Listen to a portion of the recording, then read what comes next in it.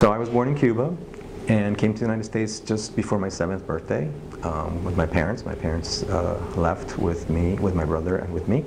We came to Miami, and I remember the flight out. I have memories of Cuba, obviously, and of growing up, of where I went to school in kindergarten, first grade, part of second grade before we left.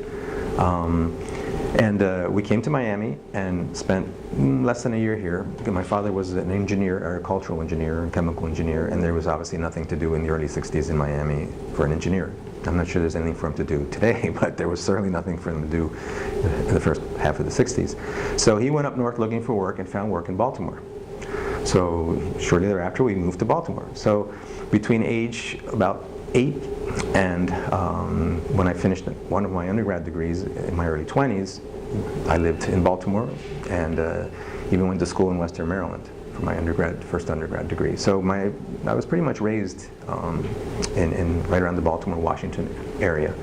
And then at some point I came back down to Miami, primarily because I wanted to go to graduate school at the University of Miami. And I stayed there and got my graduate degrees. And I was fortunate enough to get a job at FIU in the late 80s.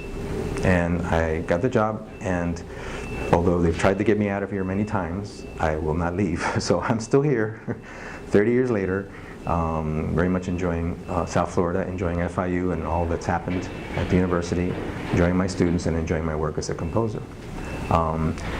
So those are some general comments. If you want to, what do I remember? I remember lots of things.